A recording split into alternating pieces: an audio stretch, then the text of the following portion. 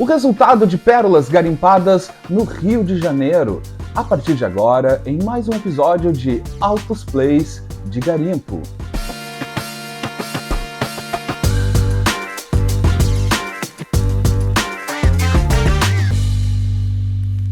No final do ano, em dezembro de 2023, eu estive no Rio de Janeiro para conferir o show do Paul McCartney no Maracanã e aproveitei a passada pela cidade para também, obviamente, deu tempo, na correria, mas deu tempo de conferir pelo menos um belo garimpo lá no Sebo Baratos da Ribeiro, em Botafogo, lugar bem bacana, um excelente acervo, preços muito justos, lugar que é bem tradicional ali no Rio de Janeiro e tal, tem obviamente muitos livros, mas tem um acervo de LPs sensacional e deu para pescar várias pérolas por lá. Uma pena que eu não pude conhecer pessoalmente o proprietário, o Maurício, mas fica aqui o meu abraço e também os meus parabéns pelo belo acervo e também, principalmente, pelos preços muito justos, como deveriam ser na maioria dos garimpos no Brasil inteiro. Mas então vamos lá, vou trazer a partir de agora os achados nesse garimpo que rolou na cidade maravilhosa do Rio de Janeiro. Vamos nessa, vamos direto para os achados então. E o primeiro disco que eu vou mostrar é também um pedido de ajuda para os especialistas, porque eu não consegui encontrar em lugar nenhum informações precisas sobre a edição desse disco, enfim, sobre a data, a prensagem e tal. Vocês vão entender quando eu mostrar, porque é o seguinte, edição japonesa deste álbum dos Sábicas, chamado Guitarra Flamenca. Tá aqui a capa, eu já vou mostrar bem detalhadamente para ver se algum de vocês me ajuda, né? Vem aqui com o OB original, eu já vou tirar ele para mostrar direitinho toda a capa. Aqui também a contracapa, deixa eu ir tirando o OB aqui, que é, né, essa faixa que vem aqui nas edições japonesas.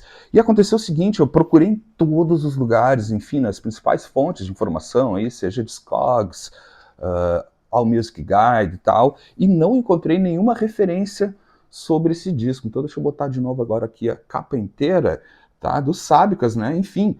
Quem conhece flamenco, guitarra flamenca, certamente já ouviu falar nos Sábicas, mas se não ouviu, vou trazer um pouquinho de detalhes enquanto eu vou mostrando a capa aqui, né? O Sábicas é um dos pilares fundamentais da guitarra flamenca, né? Um dos pioneiros, e principalmente ele ficou muito conhecido pelo pioneirismo também em espalhar pelo mundo a guitarra e a cultura do flamenco, né? Porque ele sai da Espanha em 1936, quando começa a Guerra Civil Espanhola, se muda para o México, vive lá por bastante tempo, até se mudar e acaba excursionando também pelo México, Estados Unidos e tal. Então, a partir dos anos 30, ele começa a popularizar fora da Espanha o flamenco, né? Ele realmente é conhecido como um dos pilares da música flamenca e principalmente do violão flamenco. Então, a partir dos anos 30, ele já excursiona pelo México, Estados Unidos, ele acaba se mudando para Nova York, ainda nos anos 30, fica morando lá até 1967, quando ele volta para a Espanha.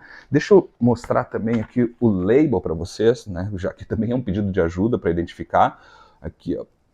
Esse álbum ele sai pela MCA Records, a MCA, né? Aqui tem o label que é muito característico, principalmente ali na segunda metade dos anos 70 e também dos anos 80, então pode ser que a data do álbum seja por aí, não tem em nenhum lugar assim a data, para não mentir para vocês, num cantinho aqui bem embaixo, assim, não sei se vai dar para enxergar ali, tem um 75, ou seja, pode ser que ele tenha sido editado em 1975. O que eu consegui descobrir, eu usei até o tradutor do Google e tal, um aplicativo para tentar traduzir algumas coisas, mas cheguei pelo menos no nome do álbum que aparece aqui, né? Se você entender japonês, você pode traduzir também, mas enfim, está traduzida, a tradução aqui disso aqui é Sábicas Guitarra Flamenca, né? Uma edição, como está aqui na capa também, super deluxe, então um álbum bem legal, sonoridade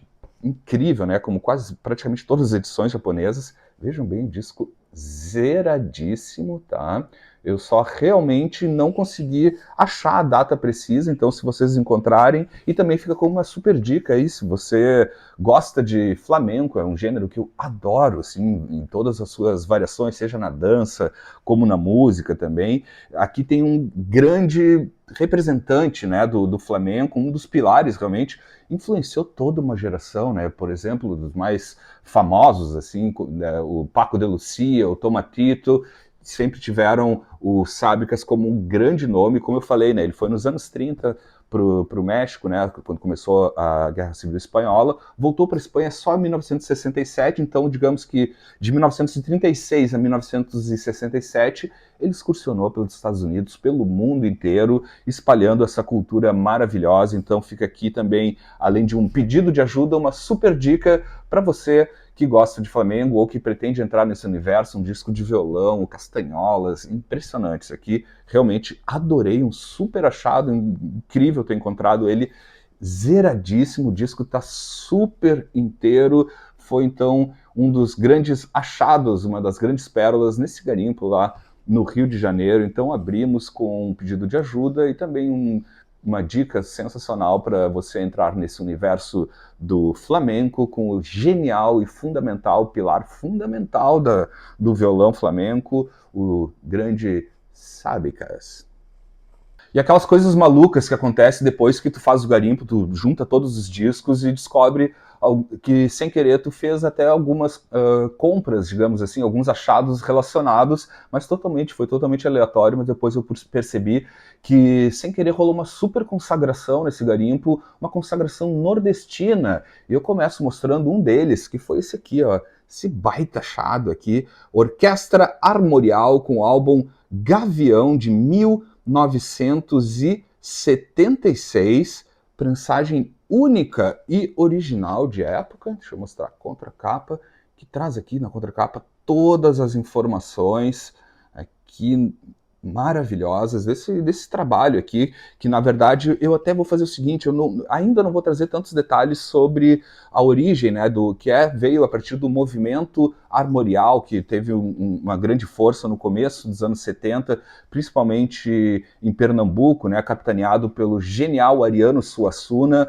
uma espécie, digamos assim, deixa eu ir mostrando a parte interna enquanto eu conto rapidamente, porque eu quero fazer um episódio especial sobre o movimento armorial, porque não só foram lançados álbuns da Orquestra Armorial, como também do Quinteto Armorial, que eu já tenho a discografia completa e ainda não terminei a discografia da orquestra, e assim que eu terminar ela, com certeza eu vou fazer um episódio especial falando todos os detalhes desse movimento, mas deixa eu mostrar o encarte aqui enquanto eu conto rapidamente. Olha que legal, uma arte linda, por sinal, né? Esse movimento armorial encabeçado então pelo Suassuna, né? O Ariano Suassuna, um movimento cultural que envolve música, dança, artes plásticas, arquitetura, literatura, né, do comecinho dos anos 70 lá em Pernambuco, que tinha como, digamos assim, como uma das bases do movimento era a própria valorização da cultura brasileira, né, da cultura regional, do folclore brasileiro, e uma conversa assim de uma maneira tentando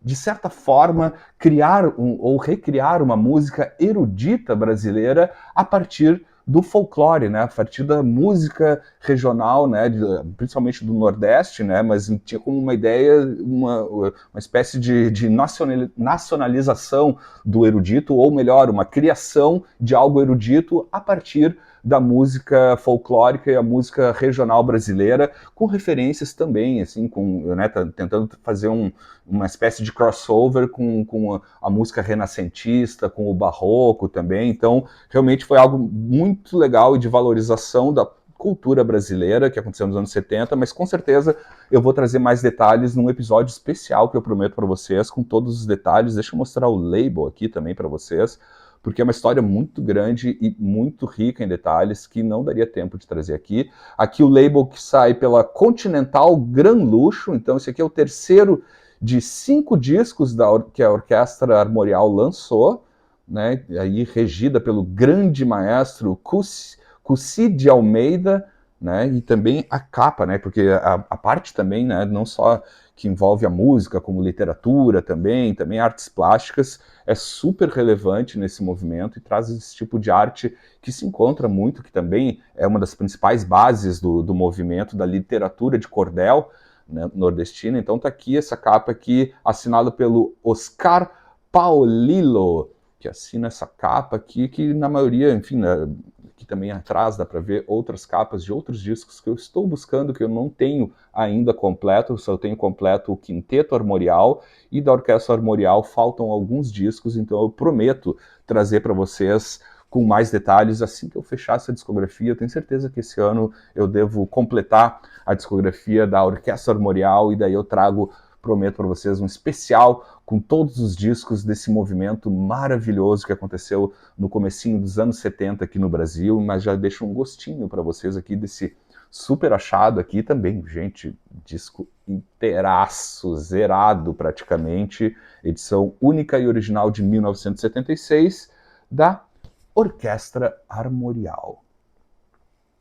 Seguimos no Nordeste brasileiro e eu trago agora para vocês outro conjunto fundamental desse grande movimento, na verdade, da música nordestina nos anos 70, que gerou uma série de álbuns lindos e maravilhosos, trazendo toda a cultura do Nordeste brasileiro, conversando com outras formas de música, outros gêneros musicais, mas principalmente valorizando e muito a cultura regional, e também é do comecinho dos anos 70 e também de Recife, Pernambuco. Trago para vocês aqui o primeiro álbum do Quinteto Violado, lançado em 1972. Isso aqui é a primeira prensagem desse primeiro álbum do Quinteto Violado, então tá aqui capa, que eu já vou trazer detalhes para vocês, que é surreal a história dessa capa aqui também.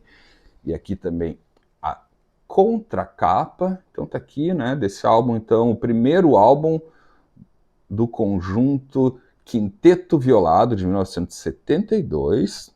Eu já vou trazer o label aqui para vocês, vou trazer mais detalhes também. Tá aqui o label original também, o disco zeradíssimo, que sai pela Philips.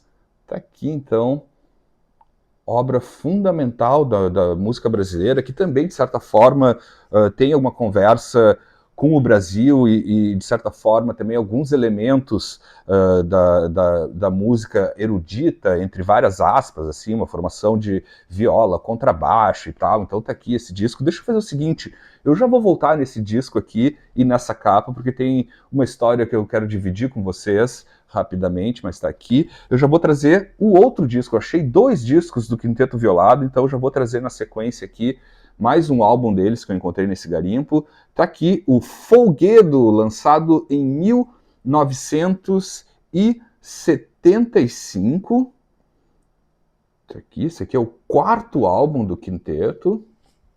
Deixa eu mostrar também aqui a contracapa. Então esse aqui é o Folguedo, de 1975, que sai também pela Philips. Está aqui, a prensagem única e também original da época, o disco também zeradíssimo, assim como todos que rolaram nesse garimpo lá na Baratos da Ribeiro. Impressionante a qualidade e o cuidado com o acervo lá. E o seguinte, né, eu já mostrei então aqui, esse aqui, o Folguedo de 1975, e eu quero voltar novamente para esse disco, porque tem uma história que é muito louca, inclusive dessas coincidências do universo, assim, muito maluca, né?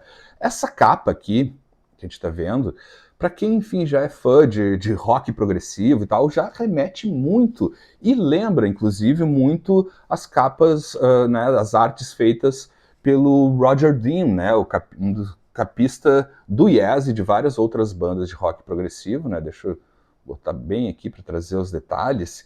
E a história é a seguinte, muito louco o que aconteceu, porque há poucos dias, antes de gravar esse episódio, eu sigo nas redes sociais, né, no Instagram, o Roger Dean, e não é que por pura coincidência, é muito louco isso, né? Eu fiquei assim, caraca, bicho, que loucura isso. Ele soltou, fez uma postagem trazendo uma arte que ele fez em 1972, ou seja, também mesmo ano do Quinteto Violado, trazendo uma arte de capa que ele fez para uma banda de rock progressivo chamada Paladin.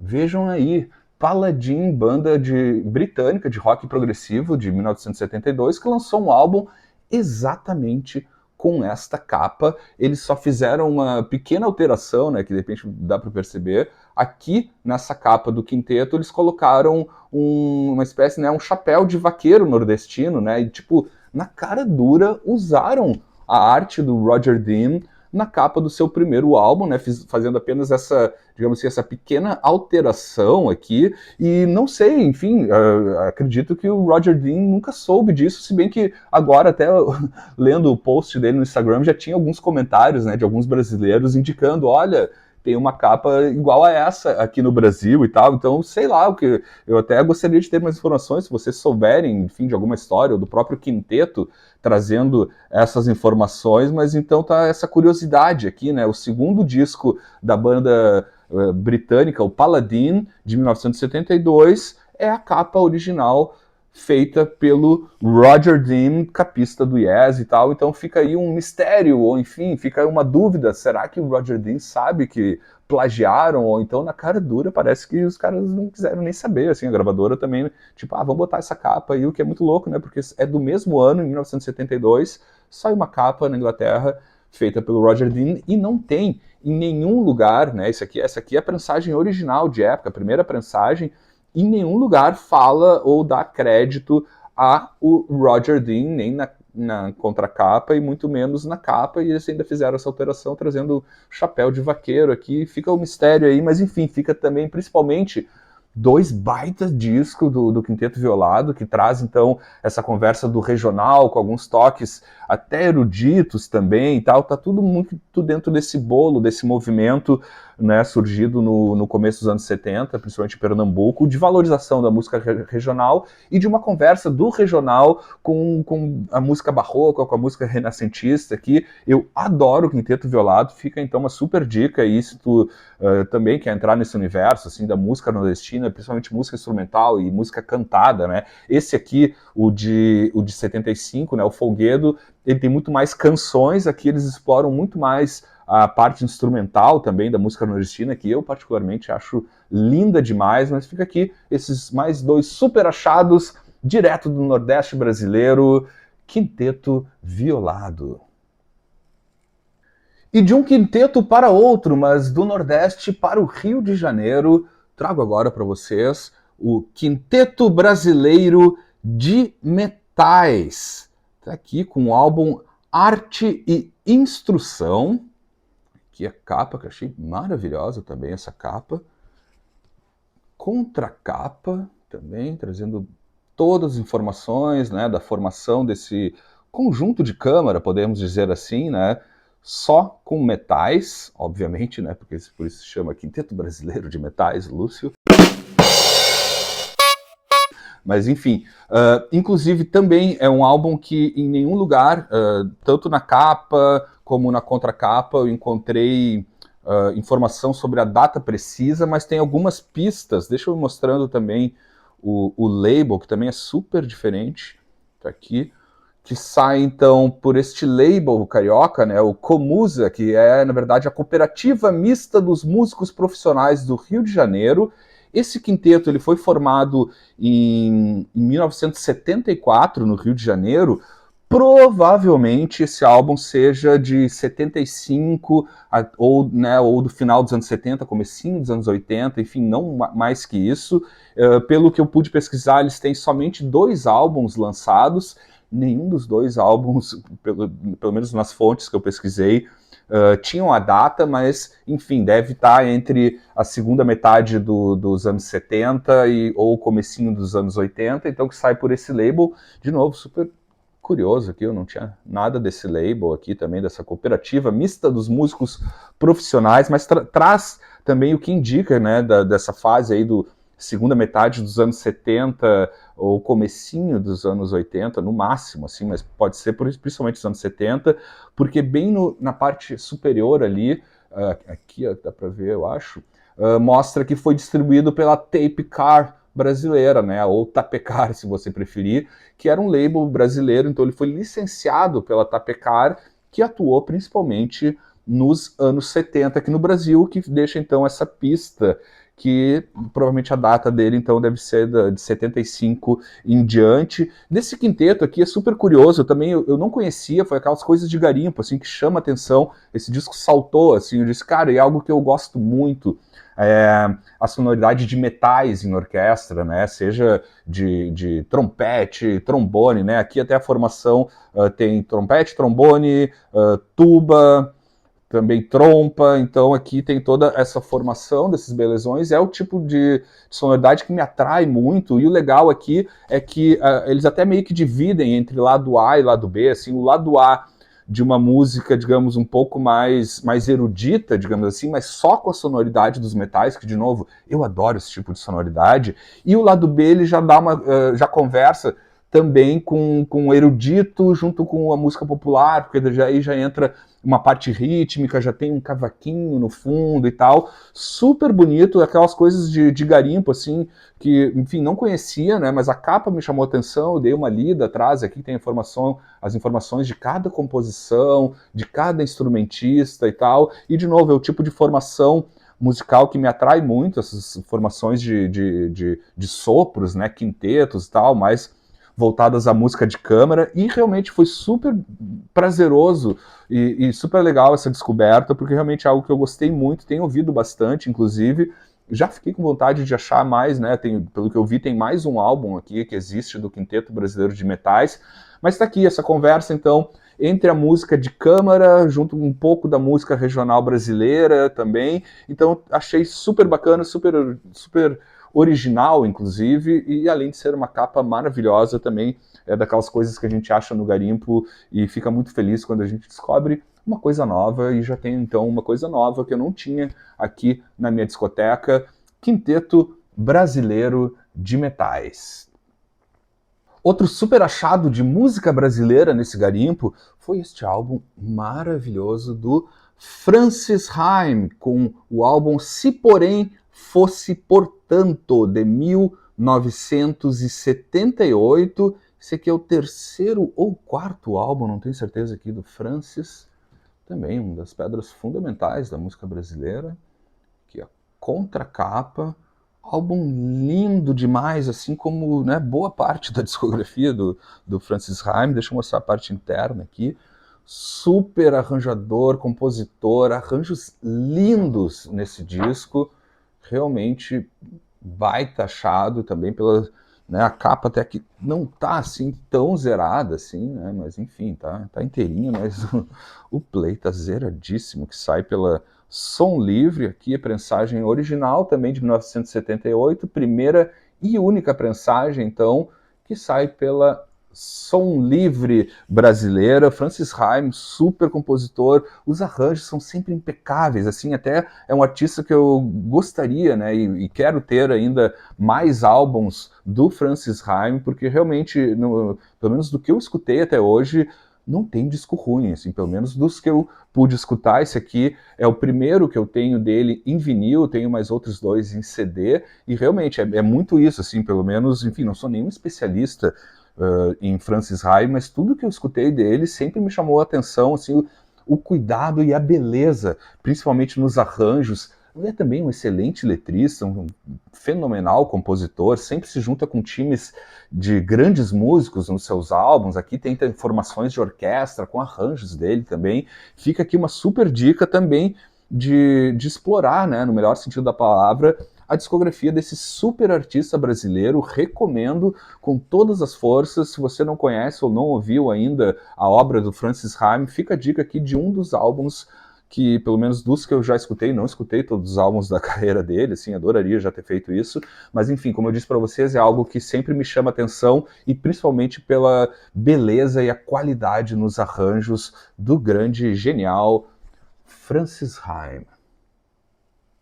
E a consagração nesse garimpo não ficou apenas nas pérolas brasileiras, rolaram altas pérolas internacionais, e trago já de cara uma delas que fiquei enlouquecido quando eu achei isso, porque era um disco que eu já tinha uma cópia, mas não essa prensagem que eu encontrei lá. Fiquei enlouquecido quando encontrei aqui o Rick Wakeman com The Six Wives of Henry VIII, né, As Seis Esposas de Henrique VIII, de 1973, que é a capa, prensagem, gente, original, primeira prensagem americana. Eu tinha já a prensagem brasileira, mas quando eu encontrei essa prensagem original americana e num estado de conservação surreal, eu não resisti também. O preço também era excelente, foi excelente. Deixa eu mostrar a parte interna aqui.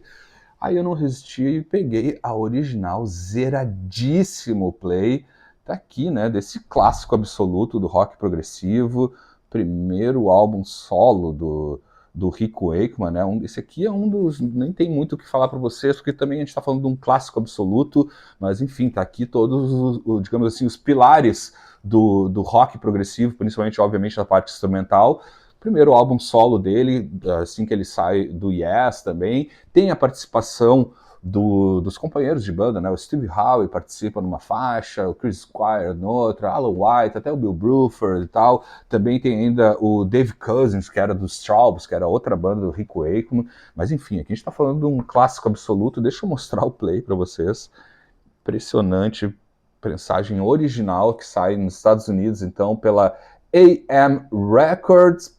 Essa aqui é, então, a primeira prensagem do primeiro disco solo dele, original americana também, disco zeradíssimo, foi irresistível e o preço realmente estava tão bom quanto o disco, assim. Também vem essa parte interna aqui com o catálogo da época, né, da AM Records. Então encontrei esse disco. Eu já tinha, né, a prensagem brasileira original, mas essa prensagem americana, o som que vem nisso, meus vizinhos estão amando Rick Wakeman, inclusive, que eu não paro de ouvir, porque eu fiquei muito feliz, porque, enfim, dos meus músicos prediletos, de uma das minhas bandas favoritas. Foi lá, então, e peguei as Seis Esposas do Henrique VIII, obra fundamental e genial do grande tecladista Rick Wakeman. E o Groove também deu uma passada por esse garimpo no Rio de Janeiro, e eu trouxe essa pérola aqui dos The Crusaders, com o álbum Standing Tall, de 1981. Essa aqui é a primeira e única prensagem brasileira. Esse álbum, então, sai no mesmo ano que lá fora. Essa banda, né, que eu já trouxe aqui, acho que uns 2 ou 3 álbuns que eu já tenho deles, principalmente dos anos 70, que conversa, então, com o funk, com o groove, com a soul music. No final dos anos 80 e já, no final dos anos 70 e também já nessa fase aqui em 81, a formação tá apenas com esses 3 membros originais aqui, né, o Wilton Felder, o Styx Hooper e o Joey Sample, se eu não me engano. Inclusive, eu acho que a última participação do Hooper, ele sai logo em seguida. Aqui já tem uma conversa um pouco mais comercial, digamos assim, já com um pouco daqueles timbres, já, enfim, do início dos anos 80, mas ainda assim um super álbum que conta com excelentes participações, como uma delas que eles já colocam aqui na contracapa, ó. Tá aqui o belezão, junto com o trio ali, o Joe Cocker, sim, ele mesmo, aparece cantando aí em 2 faixas deste álbum, então, de 1981. Tem a participação do Joe Cocker, e não só do Joe Cocker. Deixa eu também já mostrar o label aqui rapidinho, já trago outros destaques desse álbum. Tá aqui, que sai aqui no Brasil, prensagem original e única pela MCA Records brasileira, ou MCA, como você preferir. Tá aqui, né? Esse aqui também traz, assim, digamos assim, confesso para vocês, tem umas 2 faixas que eu não achei muito boas e tal, mas também foi aquela coisa que eu nem queria mais ter discos do Crusaders. Acho que os que eu já tenho na discoteca já me bastam, mas é aquela coisa de garimpo, assim, que não parece que salta, esse disco saltou na minha frente e tal, e num preço absurdamente excelente, era impossível não pegar, ainda mais com as condições, né? O disco zeradíssimo, como dá para ver aqui. E, de novo, um disco que traz também, obviamente, muito do groove. Tem 2 faixas com o Joe Cocker cantando. A do lado B achei melhor do que a do lado A, mas enfim, tem ainda, como sempre, né, os Crusaders eram os caras que, ao longo dos anos 70, nos álbuns deles participavam grandes músicos, eles como músicos de estúdio também, em álbuns de gente como Marvin Gaye, Steely Dan, também os Jackson 5 e tal. E aqui, nos álbuns deles também não era diferente, ó. Vem essa parte interna aqui que traz todos os detalhes de ficha técnica, das várias participações no disco, inclusive Outro destaque, talvez para mim até mais do que o próprio Joe Cocker, se bem que eu sou muito fã do Joe Cocker, mas também traz, por exemplo, no baixo, um fenômeno do baixo, né? O Marcus Miller. O Marcus Miller toca baixo nessas faixas. Tem ainda também, de novo, ele que fazia parte da formação original, né, da banda, assim, mas também depois sai, vai tocar muito com o Steely Dan, mas também eventualmente participa na maioria dos álbuns dos Crusaders, que é o grande guitarrista Larry Carlton. Então tá aqui um time impressionante, baixos e um groove fenomenal do Marcus Miller, uma aula de baixo realmente, assim, super interessante. E de novo, não é assim a grande obra dos Crusaders, para mim vale muito mais da primeira metade dos anos 70, mas aqui tu ainda acha muita coisa boa, e é um disco que costuma aparecer por um bom preço nos garimpos, e nesse garimpo foi uma dessas situações onde eu já nem estava procurando Crusaders, mas daqui a pouco a gente está ali garimpando e puf, salta na frente um Crusaders por um preço ótimo e um estado zeradíssimo do disco, e eu não resisti e peguei mais um Crusaders para a discoteca do Altos Plays. E fechando esse garimpo que rolou então no Rio de Janeiro em dezembro de 2023, eu trago para vocês agora um item muito bacana, e é sobre algo que também que eu já falei aqui no canal. Tem um episódio especial que eu fiz falando sobre a minha relação com as coletâneas, e essa daqui é exatamente um dos casos que eu trouxe lá naquele episódio. Aqui para vocês então o Percy Sledge com o álbum Greatest Hits, lançado em 1987 no Brasil. Essa prensagem, enfim, essa edição saiu somente no Brasil e também em Portugal em 1987. Esta coletânea aqui, a capa, e aqui a contracapa, que traz aí um breve histórico, né, a relação das faixas, e aqui é muito do que eu comentei com mais detalhes nesse episódio especial que tem aqui sobre minha relação com as coletâneas, que é muito o que acontece com esse artista. É um artista que eu não tinha nada dele, assim, mas é um cara que eu já gostava muito, né, um especialista, né, um grande cantor, intérprete e também compositor dos anos 60, dentro do R&B, dentro do R&B até mais romântico e tal, com algumas cordas. Principalmente, vocês certamente já escutaram em algum momento da vida o seu maior sucesso, o seu maior hit, que é a composição dele, inclusive, When a Man Loves a Woman. Exatamente, ele que fez esse grande hit em 1966, que foi número 1 nos Estados Unidos, em todas as paradas musicais, não só na parada do R&B, como também na parada geral da Billboard. E essa coletânea que sai aqui no Brasil, ó, deixa eu mostrar o label também, que é super interessante. Aqui sai pela Harriet Records, né? E é um label brasileiro que é especialista, assim, que tem como foco muitos cantores e artistas do rockabilly e também do R&B norte-americano. Eles pegam muita coisa da segunda metade dos anos 50 e também dos anos 60. Se tu achar esse label aqui, certamente vai ter coisa boa se tu gosta dos primórdios do rock e do R&B. E aqui, como eu ia dizendo, é muito do que eu já falei, assim, tem artistas que de repente... não, pelo menos para mim, não tem a necessidade assim, de ter os álbuns oficiais e tal, que algumas coletâneas já supre o desejo de ter a obra desse artista. É claro, né? Vai que um dia eu encontre algum álbum oficial dele e acabo pegando, mas aqui, essa coletânea aqui já satisfaz plenamente a obra do grande Percy Sledge. Então, um cantor maravilhoso, assim, tem uma voz espetacular, músicas lindas demais. Eu realmente adoro e estou adorando escutar esse disco, né? Meus vizinhos também devem estar adorando, porque é algo que eu tenho escutado praticamente em loop nos últimos tempos.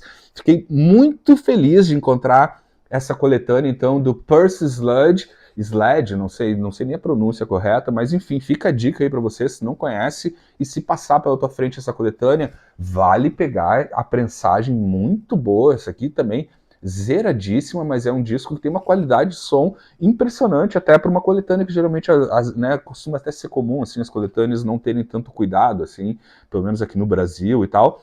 Essa aqui é totalmente fora da curva, tem um som, uma prensagem maravilhosa e contempla perfeitamente tudo que eu preciso até o momento da carreira do grande Percy Sledge. Então tá aí, gente. Esse foi o garimpo que rolou no Rio de Janeiro. Eu volto a qualquer momento com mais um episódio, né? Os outros episódios, o Altos Plays de Garimpo, que é uma série que eu tenho aqui no canal, onde eu trago, então, as aquisições que rolam em sebos, feiras, coleções e tal.